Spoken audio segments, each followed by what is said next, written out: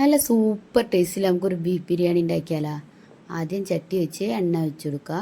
അതിലേക്ക് പശു നെയ്യ് ഒഴിച്ച് കൊടുക്കുക. 2-3 സ്പൂൺ പശു നെയ്യ് ചേർത്ത് കൊടുക്കുക.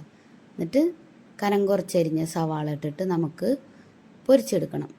ഇതൊരു ഗോൾഡൻ ബ്രൗൺ ആക്കിയിട്ട് വറുത്ത് കോരി മാറ്റി വെക്കാം. പിന്നെ ഒരു പാൻ വെച്ചിട്ട് ഇപ്പം നമ്മൾ പൊരിച്ച സവാളയുടെ വെളിച്ചെണ്ണ ഉണ്ടല്ലോ, അത് ഒഴിച്ച് കൊടുത്തിട്ട് തക്കാളി ഇട്ട് നല്ല പേസ്റ്റ് ആക്കി എടുക്കുക.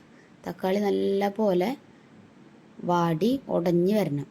അപ്പോൾ ഇതിലേക്ക് ഇഞ്ചി, വെളുത്തുള്ളി, പച്ചമുളക് ഇത് ചേർത്ത് പച്ചമണം മാറിക്കഴിയുമ്പോൾ ഇതിലേക്ക് നമുക്ക് ബീഫ് ചേർത്ത് കൊടുക്കുക. ബീഫ് ചേർത്തിട്ട് ഒന്ന് തിള വരുമ്പോൾ നമുക്ക് അതിലേക്ക് ഉപ്പ് ചേർത്ത് കൊടുക്കുക.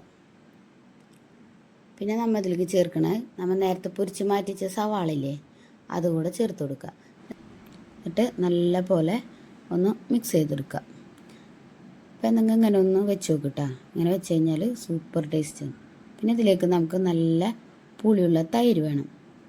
അപ്പോൾ നല്ല പുളിയുള്ള തൈര് കൂടെ ചേർത്ത് മിക്സ് ചെയ്യാം.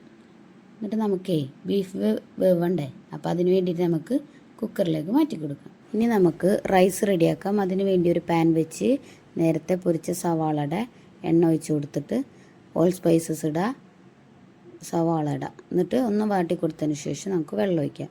അത് 1 ഗ്ലാസ് അരിക്ക് 2 ഗ്ലാസ് വെള്ളം എന്നുള്ള കണക്കിൽ ഒഴിക്കുക. എന്നിട്ട് അത് മൂടി വെച്ചിട്ടൊന്ന് തിളച്ച് വരുമ്പോൾ നമുക്ക് നേരത്തെ കഴുകി മാറ്റി വെച്ചിരിക്കുന്ന അരി അതിലേക്ക് ഇട്ട് കൊടുക്കാം. എന്നിട്ട് ഇതിലേക്ക് കുറച്ച് ഉപ്പ്, പിന്നെ ഇതിലേക്ക് ചേർക്കേണ്ടത് നമുക്ക് നാരങ്ങയുടെ നീരില്ലേ, അത് നാരങ്ങയുടെ നീരും കൂടെ ചേർത്ത് നമുക്ക് മൂടി വെച്ച് വേവിക്കാം. അപ്പോൾ ഹൈ ഫ്ലെയിമിൽ തന്നെ ഇട്ട് വേവിക്കുക. എന്നിട്ട് വെള്ളം ഒന്ന് വറ്റി വരുമ്പോൾ കുറച്ച് വെക്കുക. അപ്പോൾ നമ്മളെ സൂപ്പർ റൈസ് റെഡിയായി. പിന്നെ മസാലയിലേക്ക് പുതിനയും കൊത്തമല്ലി ഇടാം. പിന്നെ ഞാൻ പറയണ്ടല്ലോ, റൈസ് കുറച്ചിടുക, പിന്നെ ആ മസാലയും കൂടെ ഇട്ടിട്ട് അതിന് മുകളിൽ റൈസ് ഇട്ട് ദം ചെയ്തെടുക്കുക.